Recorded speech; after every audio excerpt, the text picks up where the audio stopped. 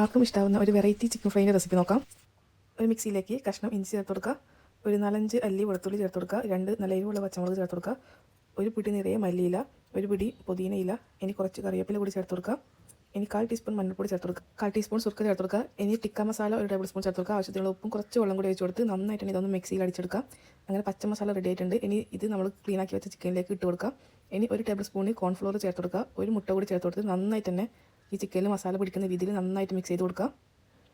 ഇനി നന്നായിട്ട് മിക്സ് ചെയ്ത ഈ മസാലക്കൂട്ടും ചിക്കനും നമുക്ക് 1/2 മണിക്കൂർ റെസ്റ്റ് ചെയ്യാൻ വേണ്ടി വെക്കാം. ഇനി അടുപ്പത്ത് ഒരു പാൻ വെച്ച് അതിലേക്ക് വെളിച്ചെണ്ണ ഒഴിച്ച് കൊടുക്കുക. എന്നിട്ട് നമ്മൾ മസാല പിടിച്ച ചിക്കന് ഇതിലേക്ക് ഓരോന്നായിട്ട് ഇട്ട് കൊടുക്കുക. ഇനി നന്നായിട്ട് ഇതൊന്ന് ഫ്രൈ ചെയ്തെടുക്കാം. ഇനി ചിക്കൻ ഇട്ടതിന് ശേഷം നമ്മൾ മസാല ബാക്കി കുറച്ച് എടുത്ത് വെക്കണം. ഇനി നന്നായിട്ട് ഇതൊന്ന് ഫ്രൈ ചെയ്തെടുക്കുക. എപ്പോഴും ഒരുപോലെ തന്നെ ചിക്കൻ ഫ്രൈ ചെയ്ത് മടുത്തവർക്ക് ഇതുപോലെ ഒന്ന് ട്രൈ ചെയ്ത് നോക്കണം. ഇനി നമ്മൾ നേരത്തെ ബാക്കി വെച്ച മസാല ഇതിലേക്ക് ചേർത്ത് കൊടുക്കുക. എന്നിട്ട് നന്നായിട്ട് മിക്സ് ചെയ്ത് കൊടുക്കുക. അങ്ങനെ നല്ല ഗ്രീൻ ചിക്കൻ ഇവിടെ റെഡി ആയിട്ടുണ്ട്.